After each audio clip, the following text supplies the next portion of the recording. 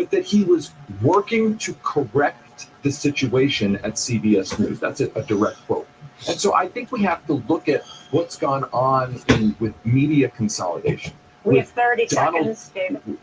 With Donald Trump essentially saying media mergers are predicated on his political ideology, we have to look at that as the culmination of the government trying to pressure and successfully pressuring media companies to do its bidding. We want to thank you so much, David, for being with us. David Sirota, founder and editor-in-chief of The Lever, speaking to us from Denver, Colorado, co-author of Master Plan, The Hidden Plot to Legalize Corruption in America. That does it for our show. Democracy Now! Is produced with Mike Burke, Renee Feltz, Dina Guzder, Messiah Rhodes, Nermeen Sheikh, Maria Taracena, Nicole Salazar, Sarah Nasser, Tarina Nadura, Sam Alcoff, Tay Marie Studio, John Hamilton, Ravi Karen, Hani Masood. I'm Amy Goodman with Juan Gonzalez. Thanks for joining us. The viewpoints expressed in this program are the opinions of the people expressing them and are not necessarily those of Fresh Air Incorporated, its staff, or its board of directors. Hi, this is Al McFarland, host of The Conversation with Al McFarland. You're listening to 90.3 FM, KFAI, Minneapolis.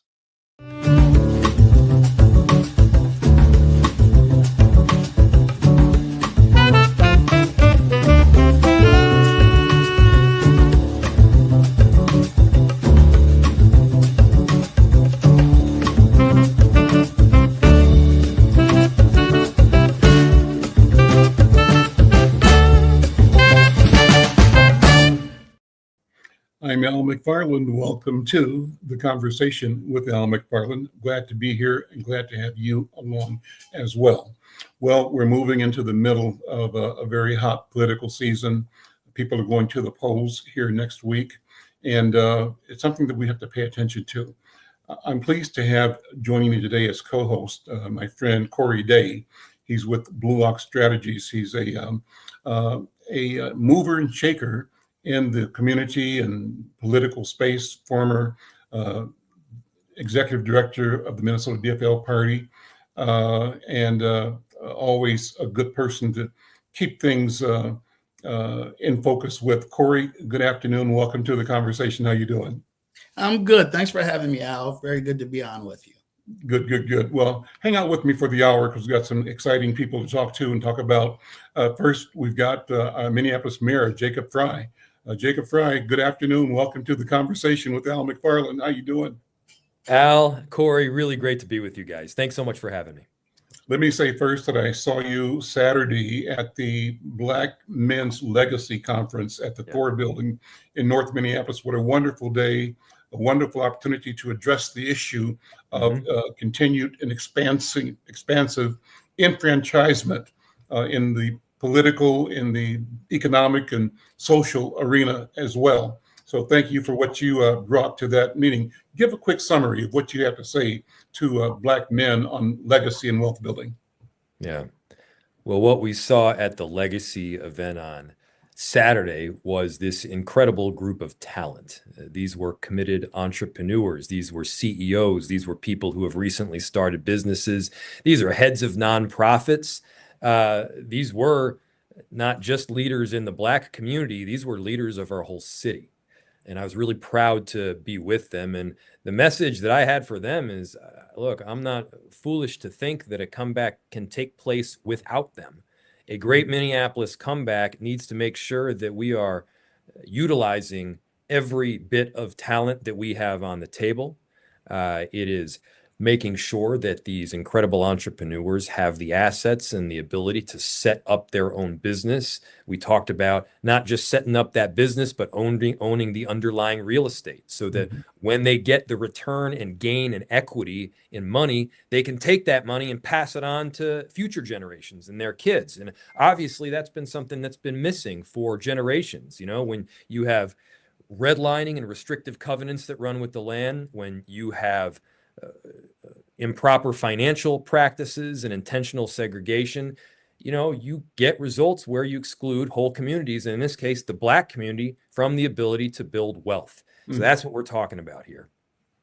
Awesome. So you're door knocking and covering the city, trying to take your argument, your case to be reelected to resident voters. What are you hearing in three areas? One, the area of personal safety. How safe do people feel? Number one. Number two, the general concern about homelessness, and tie that to home ownership as a broad construct. And finally, what are you feeling and hearing about the safety for immigrant families, people who may be feeling at risk, but I think our city is trying to provide some kind of comfort. What are you hearing in those three areas? We're hearing a lot. First, in the area of safety, let's talk about the North Side, Al. The North Side has seen fewer shootings than any time on record. So at least since 2007. And the truth is, we didn't keep great records before then. So it's probably a long time before then as well. That has an impact. That is fewer kids that need to grow up around gun violence. That is fewer families that are broken apart. That's dads that are able to come home to their families and help their kids out because they aren't either in jail from or in the grave because of gun violence. This has a big difference on communities. And how do we do it? Well, Al, we worked with you. We worked with moms and grandmoms. We worked with community members. We built out partnerships between communities and the police officers that are charged with protecting and serving them. We embedded police officers in our U.S. Attorney's office and Andy Lugar's office. And yeah, we arrested perpetrators of really violent crime. And the impact? Communities got safer. And I think that a lot of that great community-based work that you all have succeeded on so much, that can be replicated in other parts of the city as well. And so, we're seeing safety improve. And at the same time, I'll tell you the other truth is people don't always feel it, especially when you got a mass shooting that just took place down at Annunciation. So, that's the first issue. And I'm happy to dig more into any of these because I know you guys, you want to get into the details. The second issue, you talk about homelessness and housing. Well, That's right. I will put the housing work that Minneapolis has done up against any other city in the entire country. We're producing 8.5 times the amount of deeply affordable homes since before I took office. We've managed to keep rent down more than almost any city in the whole country. And yeah, we still do have homelessness, and specifically unsheltered homelessness. But let me tell you what we do with that. With unsheltered homelessness, we go out to these encampments. We offer shelter, sometimes housing. We offer culturally sensitive treatment and care. We even bring a mobile medical unit, such as like a bus that gives health care right on site out to the encampment. And then, yeah, when services have been offered and not accepted, yeah, we close the homeless encampment. Why? Because it's not safe. It's not safe for the people in the encampment. It's not safe for the surrounding neighborhoods. That's a big difference between me and my opponent. My opponent's Senator Omar Fateh is saying that he will never close a homeless encampment, even after a mass shooting. And people are very clear. That just doesn't make sense. That's what we're hearing around the city. Final issue you brought up was immigration. Yep. And pushing back on this really hateful policy that the Trump administration has. Just to be clear, we stand with undocumented immigrants. We stand with the families of immigrants who have contributed so greatly to our city. In Minneapolis, they're not just undocumented people. They're our neighbors. They're our friends. We love them, and we're going to stand by them. Our police will not cooperate with any federal agency on immigration enforcement work. We will not, for two reasons. One, it's immoral. I think we need to be standing with the communities that have shown us so much support. But the second reason is I don't want our police officers spending time doing that. I want our police officers spending all their time stopping murderers and preventing carjackings and preventing violent crime and arresting perpetrators of violent crime. I don't want them spending a single minute hunting down the father who just dropped his kid off at daycare, who's about to go work a 12-hour shift, who happens to be from Ecuador. That man benefits Minneapolis, and we got to stand with him. So that was a mouthful, guys, but I wanted to get it all in there.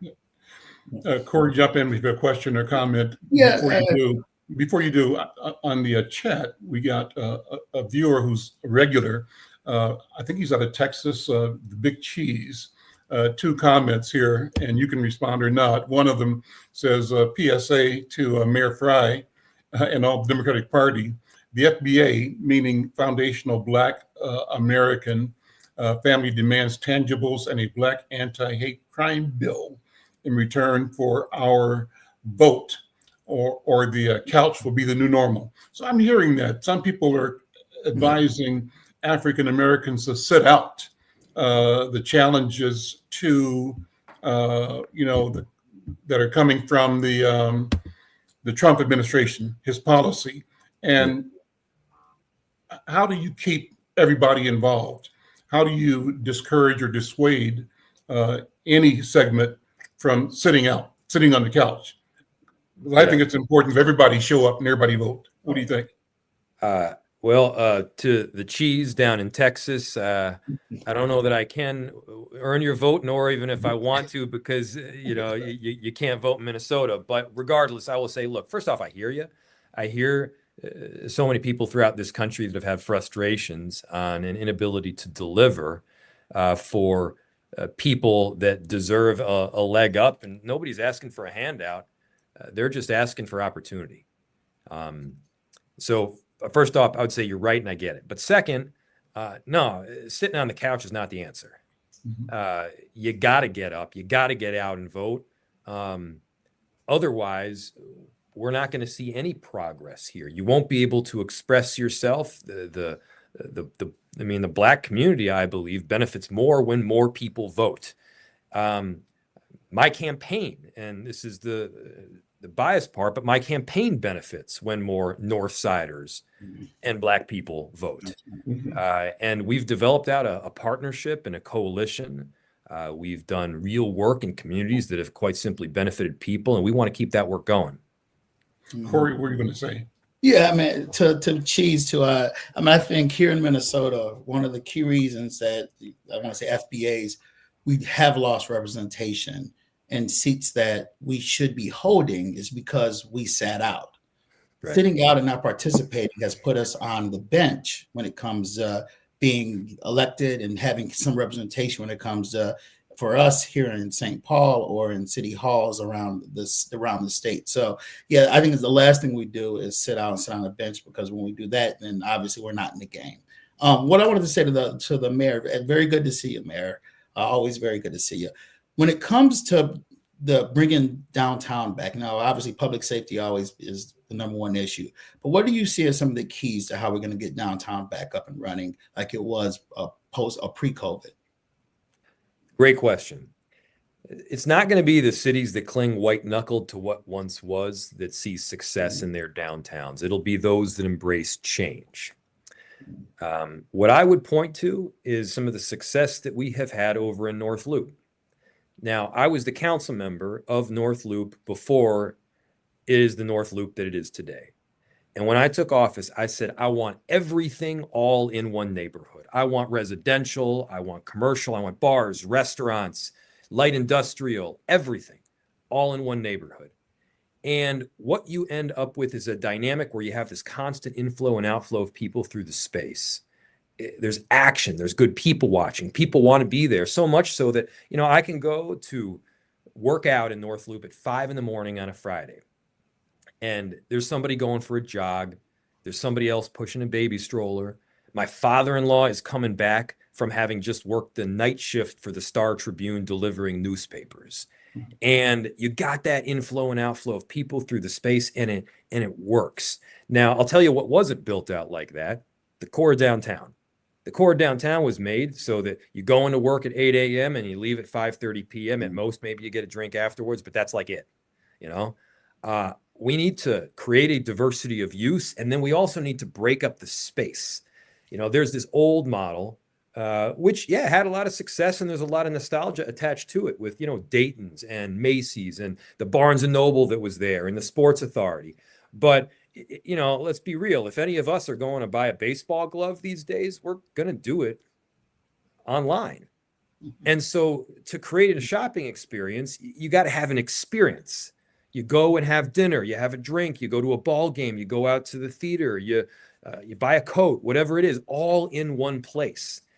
That's what makes a city exciting. That's what makes a downtown vibrant. We shouldn't be afraid to lean into it. So there's a ton of things that we need to shift. The other big piece, just briefly, is converting. Converting some of this commercial space and office space to residential, because we're not going to get back to 100% occupancy. So we got to plan on all this. We're working on it, and we're going to get the job done. Okay, thank you, Corey. Mayor, thank you. Good luck in your campaign, and we'll see how things go this week. Okay. Well, I'll tell you, we're cautiously optimistic, but let me just do one more ask here. Get out the vote. North Side, get out the vote. We need every single person voting, because this is where your voice is expressed. This is how we make our city better. There we go. Thank you, Mayor Jacob. Thank you. We'll Good luck see on you. the trail, Mayor. Thank you, guys. So, thanks a lot. That was a great visit with him. Our friend from Texas added a couple of more thoughts here, and you and I can chop this up a little bit and engage. But he also said that the FBA family overwhelmingly supports Trump's immigration policies. I'm not so sure of that. What are you hearing about whether Black people support Trump's immigration policies? I mean, we're not monolithic. I'm sure there are plenty of Black folks who do support his policies and those who don't. I mean, we're not. I think as a community, I don't think we all, always row the boat in the same direction. And I think that's probably correct. I'm sure there's, I thought we learned a really interesting lesson when those border governors sent folks up to New York and to Chicago and to some of these northern cities who hadn't really dealt with the border crisis in their face as much as obviously those southern cities had. And we kind of saw how that kind of played out. I mean, I think, for the most part, I think we're very sympathetic to our brown brothers who are crossing the border from different South American countries. I think as a whole we are, but we're a large community of ideas and thoughts, and I'm sure there's certain segments of our population that are very supportive of having a closed border that we have right now, and I really hope none of our brothers and sisters are supportive of these ICE policies and the way that they're treating Americans throughout this country. But I do understand that we're going to have folks who are somewhat supportive of what the president is doing at the border, and we obviously saw that because we saw kind of the fact that he actually was able to dent kind of the armor when it came to getting Black votes in the last election.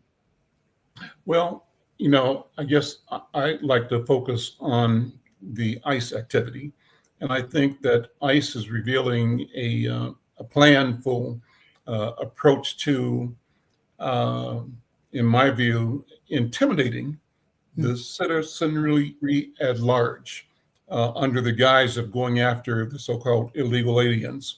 And I, in my context, I'm hearing more concern that all of this is a play towards the re-subjugation of Black people and brown people, and towards the more permanent positioning of white supremacy as the now revealed policy of the nation, the Christian right in particular. So I think that there may have been discussions earlier about, the fact that the immigrant populations, Latinos in particular, didn't support our candidate.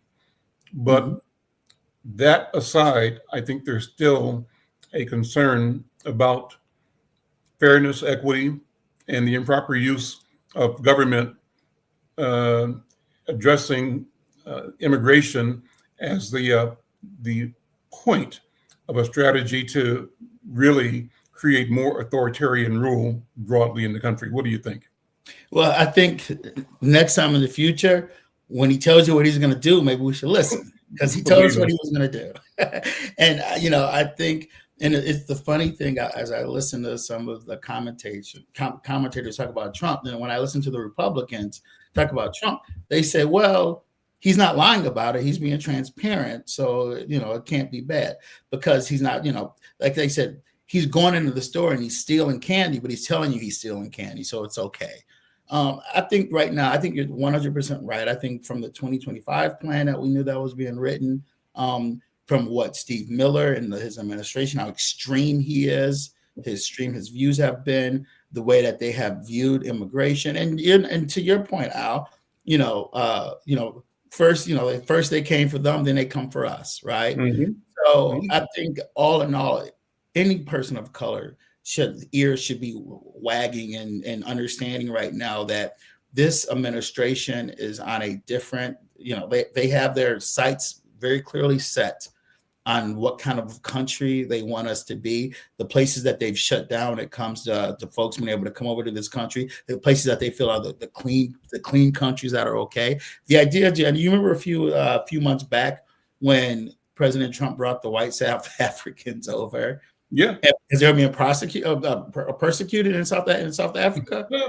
I mean, some of these things, and I tell you what really gets me, and I think it's going to be one of those deals some years from now when we look back on this and we're not going to believe we allowed this to happen.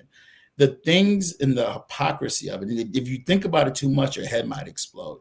But if you ever just put yourself in that position, and you don't want to do it because it's just a waste of time, but what if Obama did this? What if Obama took a plane from Nigeria? What if Obama's, what if Biden's son was in crypto? All the things that you can just imagine the what if, and I hate to live in that space, but the Republican Party there would be impeachment papers have been drawn up. The ink wouldn't even have been dried before that plane came over to the United States. It behooves me that we haven't figured out a way to combat this, that as a nation that we haven't really figured out like this. Some norms are good. And these norms right now, that what he's doing, knocking down the East Wing of the White House, and the fact that he's tripled his wealth with Bitcoin, which is something that half of America doesn't even understand at this point. It's crazy to me that for President Obama, his biggest controversy was wearing a tan suit, and we've allowed what we've allowed, and it hasn't even been a year yet of what we've seen, blowing up boats in Venezuela. It's just I can go on and on all the things that we're seeing legally being done by this administration, and as Americans, and as Democrats, we haven't figured out a way. We haven't pushed back yet in any real kind of way, and that just blows my mind. Let's bring in another candidate who's running for office in South Minneapolis. Soren Stevenson is here. Soren, welcome to the conversation. How are you doing? I'm doing well. Thanks for having me. Yeah, talk about your campaign and the issues you represent. We've invited everyone to join us on these podcasts over the next several days, and you were available today. So thank you so much for jumping in here. What is driving your campaign, your work, your vision for service in Ward 8 in South Minneapolis? Yeah, great question. So there's three major things. The first is a place for everyone to live. We've seen in the last decade in this city that the response to homelessness is not getting it done. The job is not getting it done. We've seen rents rise. We've seen the price of buying a home in this city continue to be prohibitively expensive. At the same time that property taxes are pushing seniors on fixed income out of their homes. So a place for everyone, and making this city an affordable place for everyone to live is my first priority. Next being dealing with the climate crisis. The city has a lot of power over this, actually. Transportation, the emissions in our buildings, energy efficiency for low-income homeowners and renters.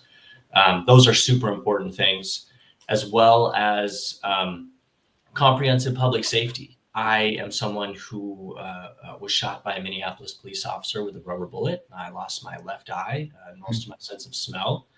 And at the same time, I've also been the victim of crime, and loved ones have been victims of crimes. And so we need to be safe in this city, everyone in every neighborhood. I think you should be safe to walk your dog at night, and everyone should feel safe talking to a Minneapolis police officer or public safety officers from the city. So those are probably the three biggest things that are on my mind.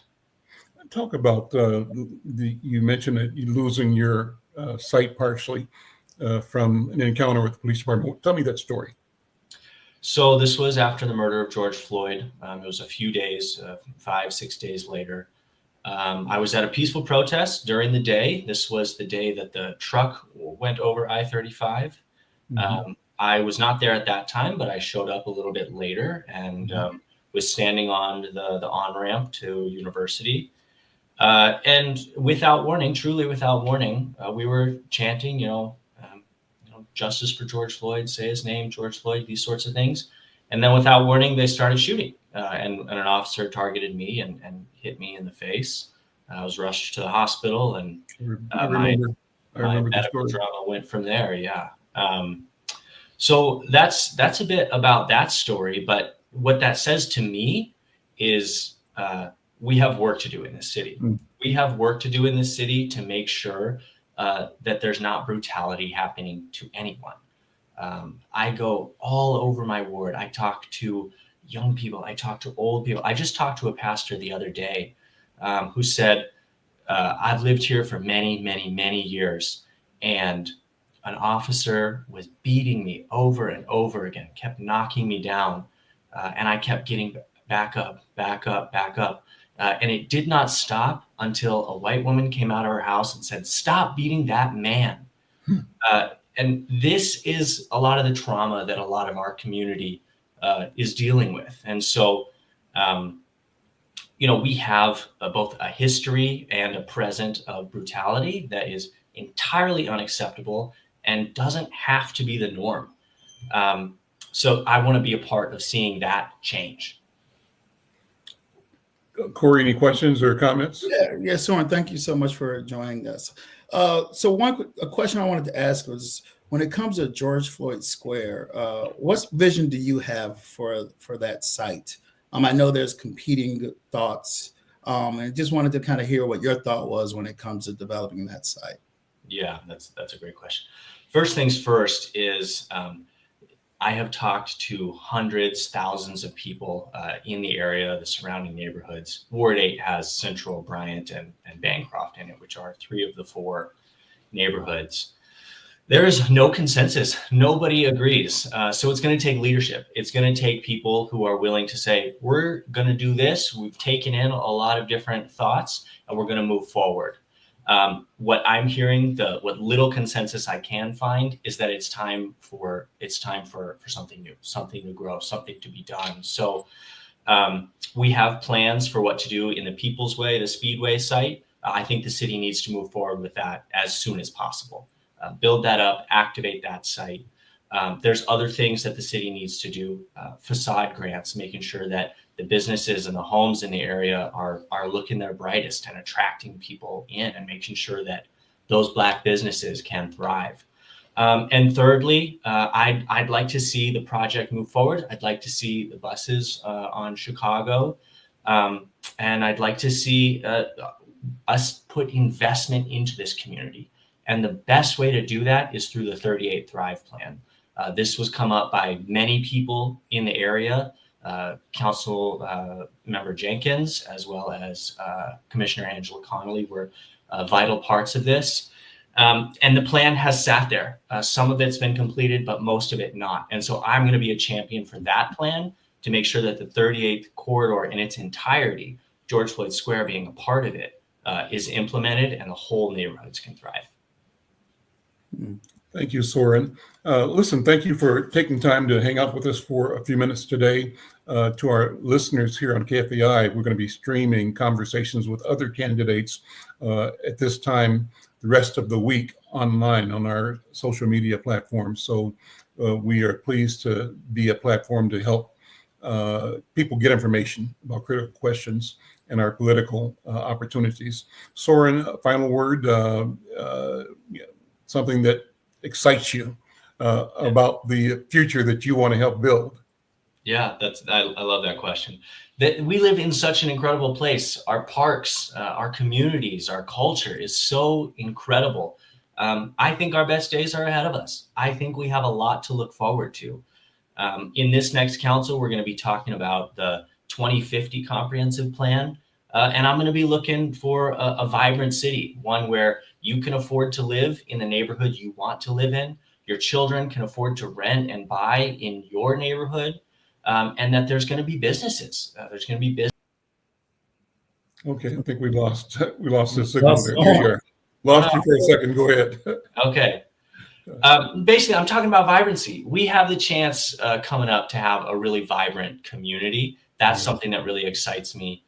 We have challenges to get over. I worked as a homeless outreach worker, talking directly to people sleeping outside about what do we got to do to get them off the streets.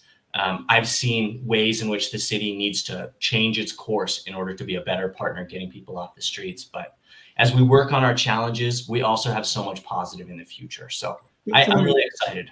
Let me ask you to go a little bit further with that. What can the city do, to work with people who are not housed to address the homelessness situation, the encampments, and just the trauma that people are experiencing in their daily lives? What can we do? Is it possible to solve the problem? That's the question. Well, we'll find out. What I can tell you now is that the last decade has not made progress on it. The leadership that we've had so far has not done the job that needed to happen. There's some things that I want to see done. Duluth has worked on some of this, as well as some other cities. For the last decade, we've said homeless people cannot be downtown, parks, MnDOT land, and we'd prefer if you weren't in business areas during business hours. And so what that means is that people have set up encampments in neighborhoods, and that's totally unacceptable. It's totally crazy to have encampments, in someone's backyard or in a vacant lot. But what we need to do is we need to identify a place. Here's a place not in a neighborhood where you can go. There's going to be like yurts or tents. There's going to be security. There's going to be trash. There's going to be bathrooms, and then social workers can come and know where these folks are, work with them directly to get them up off the streets, as well as having a safe place for them and a safe place for everybody. That's one more shot. One of our online viewers, Big Cheese out of Texas, says, and I posted it, it's online here, Soren didn't mention anything about bringing back jobs to the Twin Cities. I know you got something to say about jobs. Of course. So, Yeah, I mean, part of a vibrant city, Cheese, is having small businesses, which are the major employer across the country. As when we're making room for small businesses to come in, we're making more jobs. I'm endorsed by a bunch of different labor groups because they know that I'm going to be looking out for working people and looking out for their jobs, looking out for their wages, making sure that when people go to work, they're respected at work. We can have both high standard of living and a thriving city with growing jobs. So absolutely, we're working on that. Soren, thank you so much. Good luck. Thank you. Okay. Luck on the trail. Al McFarland, this is The Conversation with Al McFarland, and my co-host today, Corey Day. Corey is with Blue Ox Strategies, and we're sitting here chopping it up on the politics at hand right now. What's going to happen? I want to pivot though to bring another guest in. It's related. It's not directly political, but our friend, Brian Parker is here. And Brian, there you go. How you doing, man? I'm good, brother. How are you guys? You're doing, Good. Brian. We're good. You've got an event coming up. Let's put it on the screen. I wanted to have you come and talk about your November 20th, 2025 event called House Party, a real talk, real tools, real ownership. So what's going on? What is this event? Well, this event is it's not like your traditional home buyer seminar where we're going to bore you with the process of buying. This is a presentation of all of the resources available out there to help people buy, dispelling a lot of the myths regarding what's required of you to buy. Some of the myths are you need an exorbitant amount of money down to purchase. You got to have excellent credit, all these kinds of things. What I'm doing is having a presentation of a bunch of people. We're all doing this together. It's not just my event. I have Habitat for Humanity involved, George Gershon with GMC Home Loans, Rondo Community Land Trust, Pat Black with Cross Country Mortgage. We have Minnesota Housing there, PPL. And we also have KP Empowerment, and they are a credit restoration group, an organization that helps with building credit. helping you correct things, touching what's necessary and not what isn't. It could put you in bad shape. So we're going to introduce all of these opportunities at this house party. It gives you the real tools for home ownership. And it's real conversation about what's available out there. There's tons of money available. And with the conversations you've been having with others today on the political front regarding housing, this is going to help people get in the door. There's not a reason for anyone to not be able to buy if they show up to this thing. We're gonna put together a personalized, customized plan for each individual that shows up. We're working together with the people that show up to get this done. So please understand we're doing this in a way it's going to be fun. You can bring your kids. There's going to be food. There's going to be entertainment, and there's going to be breakout sessions. So everyone will get up and introduce themselves. Other folks I mentioned, giving a 5-minute spiel of what they have to offer, what their organization is about, and then a Q&A. And then after that, a breakout to all of the booths, and people can set the appointments to get on the road to their plan. Awesome. Corey, jump in here if you would. Housing is a political issue, home ownership. The wealth gap is a political issue.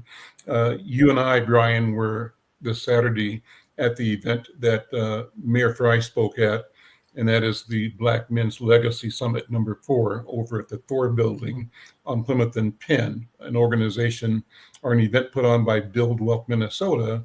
And Build Wealth's mantra right now is 9,000 equities. Their announced goal is to help 9,000 people become homeowners on a strategy of reducing the home ownership and wealth gap between Black and white residents. They did report that when they started this initiative some 7-8 years ago, Black home ownership was like around 20%, 21%, but now it's 34%. So in that period of time, with their and other efforts, probably the kinds of things you're doing, we're seeing incremental movement towards expanding the access to home ownership and to wealth building. But Corey, how big an issue is economic disparity and home ownership as one of the baseline ways of identifying wealth in a community? How big is that for the state generally? And what has been the Democratic Party's general approach to addressing the need for home ownership and wealth creation? What do you think? Well, I mean, I think as we look at this issue right now, and it's something I'd love to hear Brian's opinion on, is I think one of the discussions you're seeing that's going on with the Democratic Party is, when it comes to affordable housing, when it comes to housing, is it a lack of inventory? Is it right now, is it regulation? What is it right now? And I'm curious, especially in the Minneapolis market. I know they're probably going to bring interest rates down again. It looks like that's going to be coming forth. When you look at our market, the Twin Cities market, is it a lack of inventory we have in this market? We're not building enough, too much regulation when it comes to building, or is it just when it comes to just credit-worthy homeowners? Is it what mixes it right now that you feel that is the real issue within the Twin Cities market when it comes to ownership? Well, it's a combination of all of those things. And interest rates actually have dropped a little bit. And I'll give you a little idea. The 30-year conventional fix right now is 6.1. FHA is 6.1. The 15-year is 5.3. And VA is 5.7. So they've come down slightly. And the news usually will report any bump upwards to make it just seem like it's continuing to rise. But it's actually, stabilizing. Now, when it comes to the inventory, the lack of inventory is a double-edged sword. It's kind of good for the fact that it helps homeowners sustain value, the supply and demand rule, right? It's not that much of a hurdle. It's just the fact that there are only so many homes out there, but there are a lot of buyers. The building sector, when it comes to the regulation, I don't think we need to deregulate any of that because we need these homes built correctly. I think it's a matter of where can we build? So pushing people out of the inner city into the suburbs is what's happening because that's where more inventory is available, more new construction. In town, like Fry was talking about, and the source in some of the areas that could be repurposed with more housing instead of there's a lot of the brick and mortar isn't necessary for some of the office space down there. So I think that stuff will help. But what's really the issue right now, I believe, is consumer confidence. Folks are not sure if they're going to have a job tomorrow. So that's what's been a big deal with holding off as far as sellers. Like they're holding off putting their house on the market because they're not sure, but they know what they're dealing with now. Buyers are out there banging on the doors. I'm telling you, it's like 15 buyers to one house. Yeah. But pricing is in Minnesota, especially, it's a lot. It's very conservative. It's comfortable. It's not over the top, but people aren't aware of the resources getting the door. So they feel like it's just it's overwhelmingly expensive to get in, and it's not. If you got about $3,500, we could probably get you in a home with some change, because some of these programs offer a minimum of $1,000 out of a person's pocket to get in the door. But with inspections and other things, I think $3,500 will get you in the door. So I hope I'm answering your question.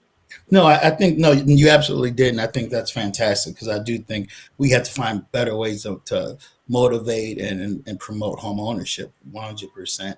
And the other part that we have to deal with, which is going to be challenging, is that we're a lot of folks who feel we're on the cusp of a recession. We saw Target had major layoffs today, the Amazon layoffs. We're seeing that, throughout the sectors right now. So my hope is,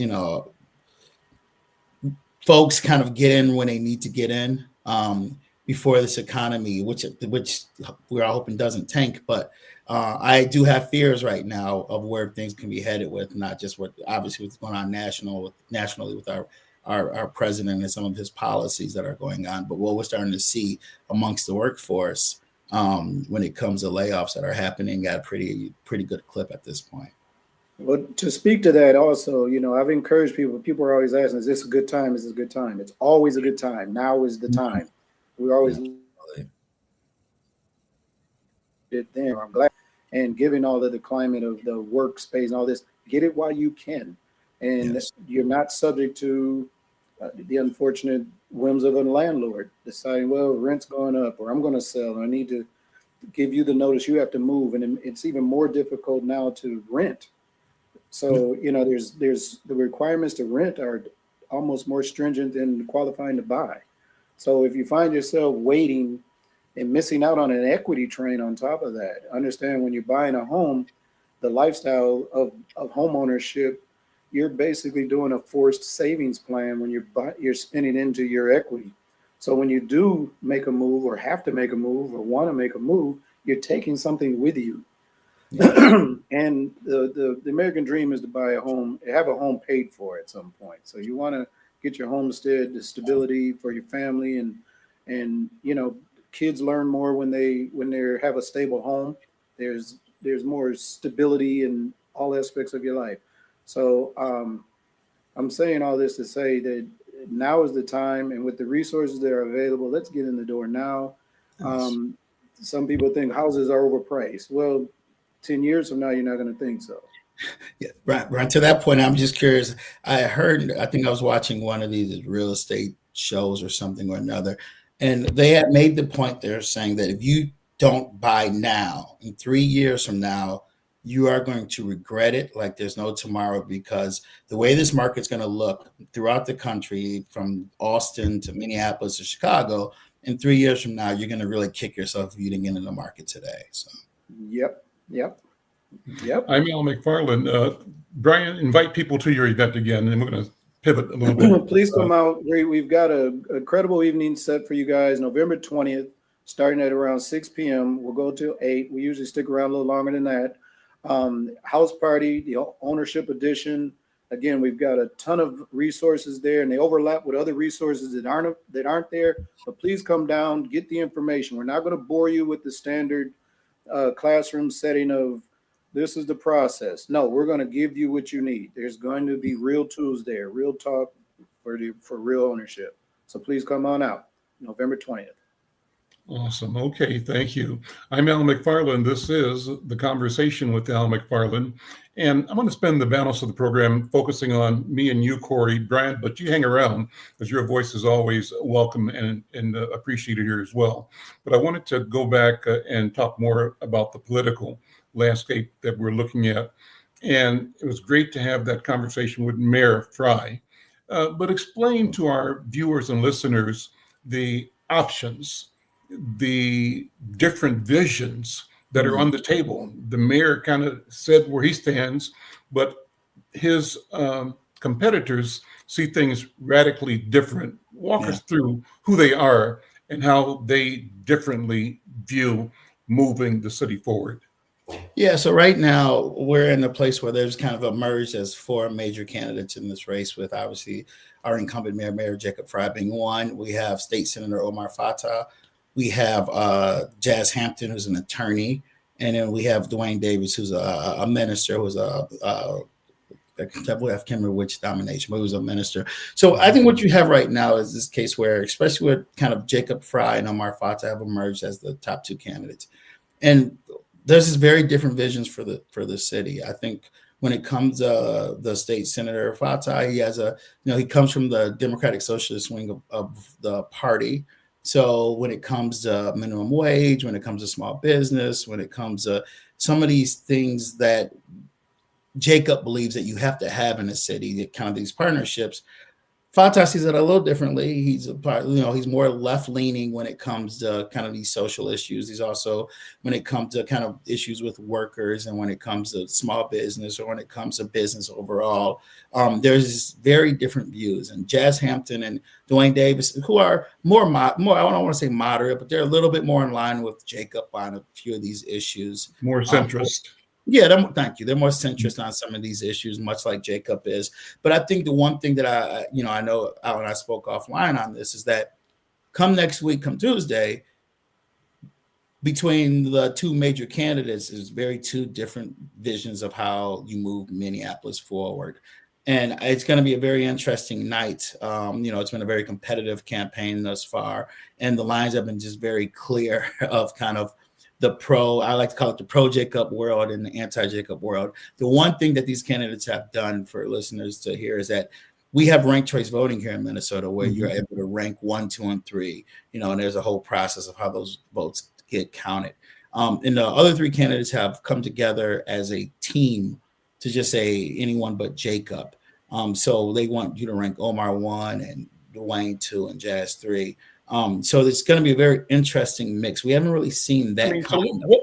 What fruit can that bear? I mean, how would that work? I think it really creates kind of an anyone but Jacob kind of environment. Because and I said this, if I'm Jazz Hampton, and I'm talking to a voter, I'm not saying, hey, I'm the best candidate for mayor. I'm the guy who's going to be able to change the city and get it back on track. You're saying to him, hey, don't forget to rank me number 3. Because Omar Fatah, I think, is the best candidate for mayor. Dwayne is better than me. I think it's the strangest thing that when you are running for public trust and you have a vision for the city of Minneapolis of what you believe that will make this city move forward, but you're not running to, if I'm putting my name on a ballot, I'm talking to the voter, I'm saying, you vote for me, I'm going to be the one who get this done. We're in this strange environment where we have 3 candidates saying, vote for him. It's like the Superman meme, where they're all pointing to each other. I think it's a little odd. I know if for me, would be tough for me to tell you to go vote for my opponent, and if you put me as a third choice. But that's the environment we're in right now. It's crazy season now. It really is. But that's happening in Fifth Ward as well. I don't know if you follow the Fifth Ward. One of the pieces of literature I got listed several candidates saying, vote me second or third. So that doesn't really exist in many of the other wards, but it does in 5. So you have Tropic, you have Miles, and you have Pearl. Right? I'm sorry, I know them, so I say my other first name. Yeah, Pearl. Yeah. And so much like we are in this city, we have our kind of divides, right? And you kind of have Tropic, who's more kind of further left in her visions, and you have Pearl and Miles, who are a little bit more in line, a little bit more centrist. And voters, they're telling their voters, if you're not going to vote for me, vote for Miles, and Pearl's voters are saying vice versa. One of the things that have been created in this city over the last 4 years is we do have very real divisions. There is we have a city council that's there right now that is very much kind of a Democratic Socialist council. We have an entire fraction of folks who are running against them who are a little bit more centrist in their views. And come Tuesday, 10 o'clock at night, when these votes are counted and we have a better idea, there will definitely be a clear vision of how our city is going to be going in the next 4 years. It's either going to kind of go down this track where we're going to have far more, I want to say liberal leftist policies, or we're going to have a city that has a little bit more centrist policies that have a better relationship with the council and the mayor to try to move us forward. And, the voters have a pretty clear choice come next Tuesday. How's St. Paul look? Give me a rundown on the St. Paul mayor's. Yeah, it's been interesting. So Colleen Herr, who's a state representative in St. Paul, she used to be a staffer for Melvin. She was a policy director for Mayor Carter.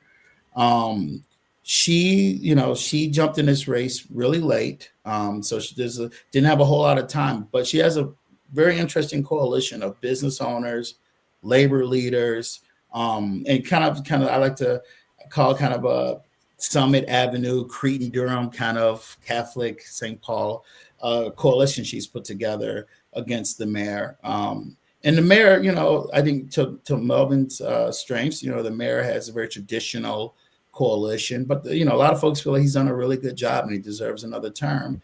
And we're going to see how this kind of plays out. It's been a lot quieter over there than it has been here in Minneapolis. So in Minneapolis, we have a lot more polling and ID numbers, a lot more activity. We don't have that in St. Paul per se. So when we see the results, we're going to see the results. And they don't have as many candidates. So it's not like you're ranking 10 candidates like you have here in Minneapolis on the ballot. So we'll see the results fairly quick in St. Paul. But this will be a real test for the mayor, to be completely honest with you. This is, these are very traditional Democratic coalitions that he's kind of rowing against.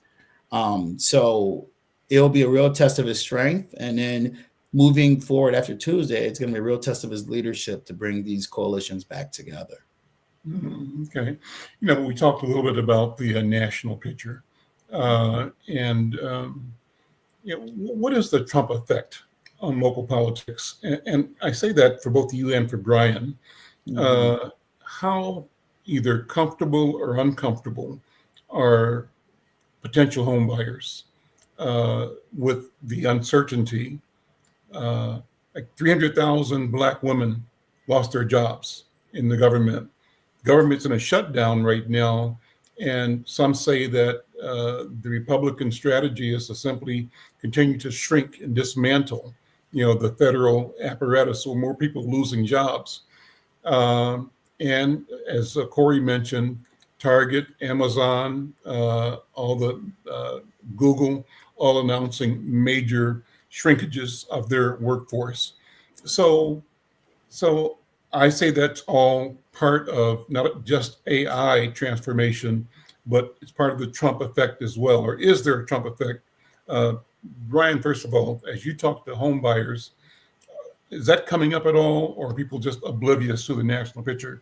What do you? It is a big concern, as I mentioned before. It's consumer confidence in a sense. I just spoke with a person today, just lost their job this morning. Severance packages and whatnot give them a little soft landing, but at the same time, their futures are, this is my budget, this is what I've been dealing with.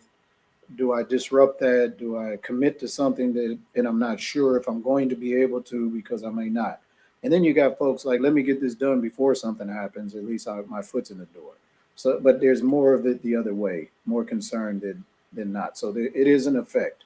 I encourage everybody, get your foot in the door, because at least you got a piece of it before things happen. But you can still survive it. We're gonna get through this.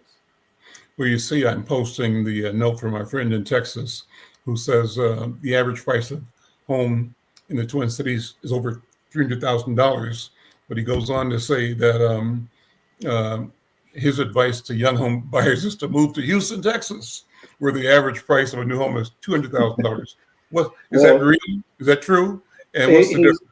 He's correct. However, the cost of living in Texas is a little cheaper, and people aren't making the same kind of money as they're making here in Minnesota. So yeah, we are over 300,000 in our average home price.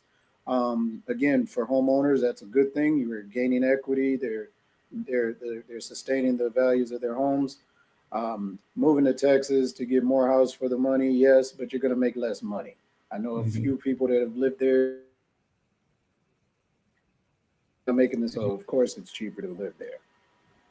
Corey, what is the Trump effect on consumer confidence? What do you see broadly for voters? And then how does that impact what we have to do not only next Tuesday, but 2026 as well? Oh yeah, I mean, I think we're seeing now. You're starting to see the effect of the tariffs. I mean, we're starting to see it now. It's starting to happen. We're seeing prices are going up, right? And we're seeing businesses are hurt.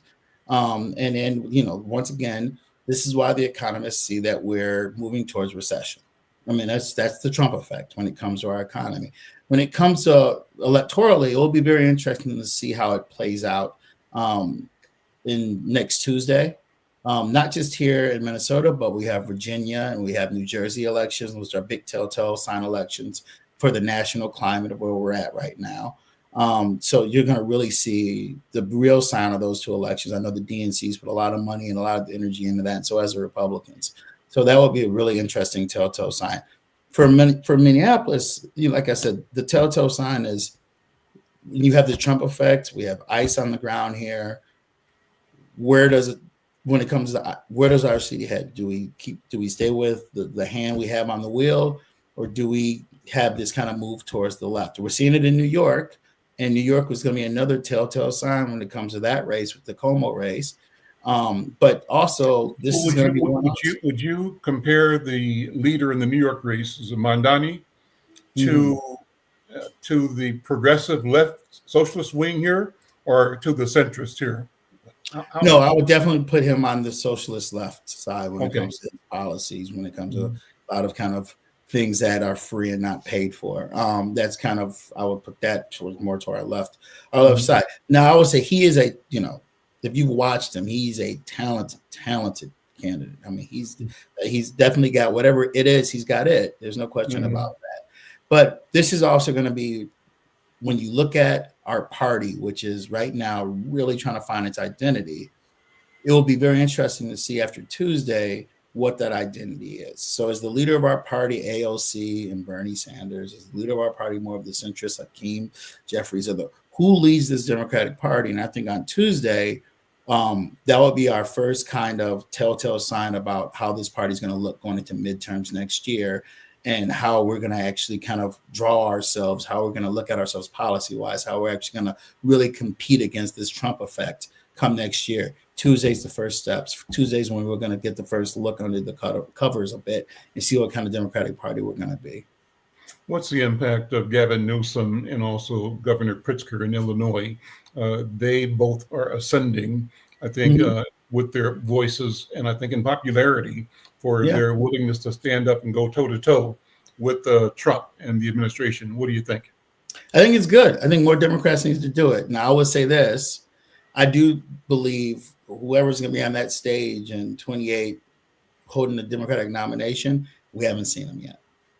I do honestly believe it's kind of like the Barack Obama who came out of nowhere with some young senator or some young governor that we don't really know who that person is yet. Is going to be the one that we'll probably see on that stage. But you know what? Keep up the fight, governors, because we can't just lay down. We can't just lay down. I'm happy about the big march that happened a few weeks ago, which was, wish there were a few more Black folks out there. But we can't lay down during this Trump, during his whole reign as king. We got to push back and fight. And what about Kamala Harris? You see her coming back as a candidate? Yeah, you don't write a book unless if you want to do something.